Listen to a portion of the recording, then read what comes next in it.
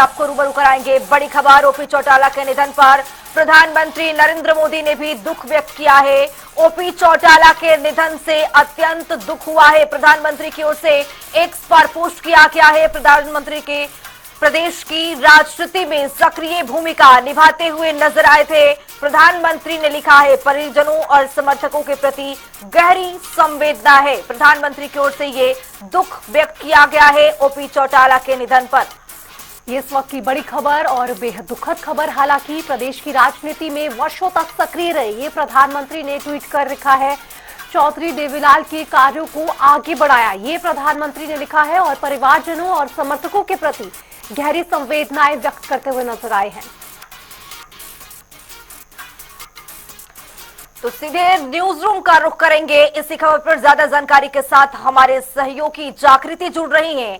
जागृति, ओपी चौटाला का निधन राजनीति जगत में एक शोक की लहर है, क्योंकि राजनीति में एक बड़ा नाम, एक बड़ा कद, और आज से इस कद को लेकर के, इस सक्रिय उनके भूमिका को लेकर के अंतर विराम यहां पर लगता हुआ। जागृति। बिल्कुल खुशबू, आज दोपहर करीब 12 बजे जब उनके निधन की खबर आई तो सभी राजनीतिक गलियारों में शोक की लहर छा गई, क्योंकि जब जब हम हरियाणा प्रदेश की बात करेंगे तब तब ओपी चौटाला के नाम का जिक्र होगा। उनकी जो भूमिका थी बतौर राजनीतिज्ञ भी हरियाणा में वो काफी महत्वपूर्ण रही। 5 बार के मुख्यमंत्री वो रहे और इस बीच भी इनेलो पार्टी को उन्होंने जिस मजबूती के साथ आगे बढ़ाया वो हमेशा याद किया जाएगा। दरअसल जिस तरह से जब पूर्व उप प्रधानमंत्री देवीलाल ने इस दुनिया को अलविदा कहा तो उसके बाद उनकी राजनीतिक विरासत को ओपी चौटाला ने ही आगे बढ़ाया। और आज जब उनका निधन हुआ और उसकी खबर सामने आई तो सभी को कहीं ना कहीं एक दुख जरूर पहुंचा है। और वो तमाम जो लोग उनसे प्रभावित थे या उनकी पार्टी के लोग, उनके साथ के लोग, आज वो उनको याद कर रहे हैं कि किस तरीके से उनका राजनीति में योगदान रहा। आज सुबह ही उनको गुरुग्राम स्थित मेदांता अस्पताल में भर्ती करवाया गया था और उसके बाद डॉक्टर्स ने उनके निधन की पुष्टि कर दी। और फिलहाल जानकारी के मुताबिक कल उनको तेजराखेड़ा जो फार्म है वहां पर ले जाया जाएगा। सुबह 8 बजे से दोपहर 2 बजे तक उनके अंतिम दर्शन के लिए उन्हें वहां पर उनका पार्थिव शरीर रखा जाएगा और उसके बाद दोपहर 3 बजे उनका अंतिम संस्कार होगा। फिलहाल जो मौजूदा जानकारी है उसके मुताबिक। जी जागृति, आपसे एक सवाल और करना चाहूंगी कि जिस तरह से आज ओपी चौटाला के निधन की खबर आई, बेहद दुखद खबर, और जिसके बाद राजनीतिक जिस तरह से हमने देखा, हर कोई यही चाह रहा है कि ओपी चौटाला उनके बीच होते और एक बड़ी क्षति जो है वो प्रदेश की राजनीति में देखने को मिल रही है। बिल्कुल दीक्षा, क्योंकि प्रदेश की राजनीति में एक बड़ा महत्वपूर्ण योगदान उनका रहा है। जिस तरीके से मैंने आपको बताया कि वो 5 इनेलो पार्टी को भी उन्होंने मजबूती दी और उसके बाद जिस तरीके से उन्होंने पार्टी को आगे बढ़ाया। अभी विधानसभा चुनाव से पहले भी उनका बयान आया था जिसमें उन्होंने अपने स्वस्थ होने की, अपनी जिंदादिली की एक और मिसाल पेश की थी। उनका कहना था कि मैं बिल्कुल स्वस्थ हूं और मैं अभी और जीऊंगा, लेकिन समय का किसी को पता नहीं होता। आज सुबह ही जब उनका स्वास्थ्य खराब हुआ अचानक से तो उनको अस्पताल में ले जाया गया और उसके कुछ ही देर बाद उनके निधन की पुष्टि भी हो गई। हालांकि विधानसभा चुनाव से भी पहले भी वो एक्टिव थे और उनके स्टेटमेंट लगातार हमारे सामने आते रहते थे और पार्टी के जो तमाम नेता थे वो उनसे प्रभावित थे और इनेलो पार्टी को एक बहुत मजबूती उन्होंने दी। हर स्थिति में पार्टी को मजबूत रखा और जिस तरीके से हमने देखा कि विधानसभा चुनाव से पहले भी जब उनके बयान लगातार आते रहे, जब वो जेल में भी रहे तो उन्होंने उस दौरान भी वो स्वास्थ्य के लिए कई बार अस्पताल के दौरे लगाते थे। यानी कि स्वास्थ्य उनका कुछ ठीक नहीं था, लेकिन बावजूद उसके उनके बयानों से कभी ऐसा महसूस नहीं हुआ कि वो स्वास्थ्य के चलते कमजोर पड़ गए हैं। उन्होंने इसका बयान और इसकी पुष्टि भी की चुनाव से पहले कि मैं अभी 115 साल जीऊंगा। लेकिन आज जब उनके निधन की खबर सामने आई तो पूरे राजनीतिक गलियारों में शोक की लहर दौड़ गई। जागृति, जैसा देखा गया कि 5 बार के मुख्यमंत्री रहे, कई बार विधायक रहे और जिस तरह से विधानसभा का आगामी ये चुनाव और पिछले दिनों जो देखा गया उसमें उनका सक्रिय भूमिका था। अपने पार्टी के लिए जोरों शोरों से प्रचार प्रसार करते हुए नजर आए थे और इन लोगों को आगे ले जाने के लिए, उसको मजबूती देने के लिए, अपने विधायकों को जिताने के लिए ताबड़तोड़ रैलियों में भाग ले रहे थे और लगातार उनकी ओर से बयान भी बार बार निकल कर के सामने आ रहा था कि वो अभी थके नहीं है, अभी हारे नहीं है, अभी भी पार्टी के लिए बहुत कुछ करना बाकी है। लेकिन आज जिस तरह की खबर आई, जाहिर तौर पर इन लोगों के लिए एक बड़ा झटका। की राजनीति के लिए तो एक झटका है ही, लेकिन इनेलो के लिए बड़ा झटका, क्योंकि इनेलो के सुप्रीमो थे ओपी चौटाला, और अब उनके निधन के बाद से कहीं ना कहीं पार्टी के लिए एक बड़ा झटका भी है। क्योंकि जिस तरीके से आपने जिक्र करा कि हर रैली में या हर चुनाव से पहले भी या हर तरह से वो पार्टी को हर स्तर पर मजबूती देते थे, और अभय चौटाला या अर्जुन चौटाला की बात की जाए, जिस तरीके से चुनाव में भी उन्होंने प्रदर्शन दिया, उसके बाद भी जो है ओपी चौटाला उससे पहले भी लगातार जनता के सामने आए, उन्होंने बयान भी दिए, और चुनाव के दौरान भी उन्होंने कहा कि मैं कमजोर नहीं हूं, मैं स्वस्थ हूं। हरियाणा के कद्दावर नेता और इनेलो सुप्रीमो ओम प्रकाश चौटाला का आज निधन हो गया। गुरुग्राम के मेदांता अस्पताल में आज सुबह करीब 11 बजे उन्हें भर्ती कराया गया था, जिसके बाद डॉक्टरों की जो टीम है उन्होंने उनकी जांच की और जिसके बाद 12 बजे के बाद उन्होंने अंतिम सांस जो है वो ली। फिलहाल मैं मौजूद हूँ गुरुग्राम के मेदांता अस्पताल के बाहर, जहां तमाम जो लोग हैं, तमाम जो कार्यकर्ता हैं, वो यहाँ पर पहुंचना शुरू हो गए हैं। ओम प्रकाश चौटाला के जो पुत्र हैं अजय चौटाला, वो यहाँ पर पहुंच गए हैं। डिप्टी सीएम रहे दुष्यंत चौटाला, वो यहाँ पर पहुंच गए हैं। तो ऐसे में तमाम जो कार्यकर्ता भी हैं वो यहाँ पर पहुंच गए हैं, और ऐसे में उनका जो अब अंतिम संस्कार है वो कल सिरसा में होगा। 3 बजे के बाद जो है उनका अंतिम संस्कार होगा, और उनके अंतिम दर्शन के लिए जो लोग हैं वो अब सिरसा जो तेजा खेड़ा फार्म हाउस है वहां पर पहुंचेंगे। और हरियाणा की राजनीति के कद्दावर नेता जो है वो ओम प्रकाश चौटाला जाने जाते हैं, क्योंकि बेबाक तरीके से वो बोलते हैं, और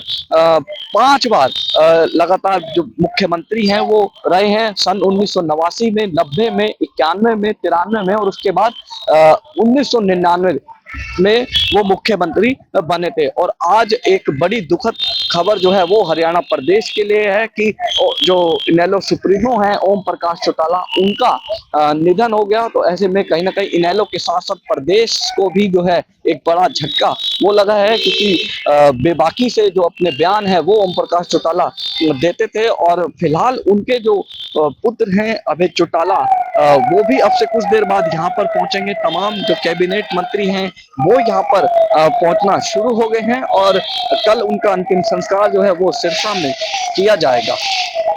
गुरुग्राम से कैमरामैन मोहित के साथ आकाश खुराना।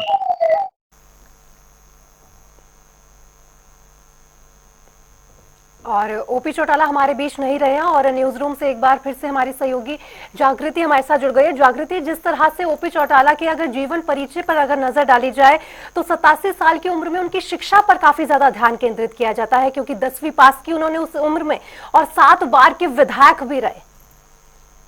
बिल्कुल दीक्षा, जिस दौरान वो जेल में थे उस दौरान ही उन्होंने 10वीं और 12वीं उत्तीर्ण करी, उसकी परीक्षाएं दी, और इससे भी अंदाजा लगाया जा सकता है कि वो काफी जिंदा दिल थे।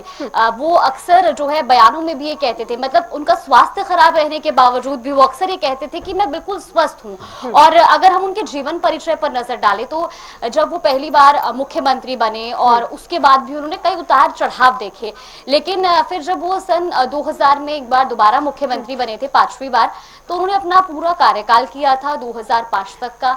उसके बाद भी वो लगातार राजनीति में सक्रिय थे। हालांकि अभी फिलहाल में जो विधानसभा चुनाव हुए थे उसमें भी वो अपनी पार्टी को मजबूती से लीड जरूर कर रहे थे। हालांकि वो चुनाव नहीं लड़ रहे थे, लेकिन उसके बावजूद भी वो अक्सर ये कहते थे कि मेरी राजनीतिक पारी पर विराम नहीं लगा है और मैं बिल्कुल स्वस्थ हूँ।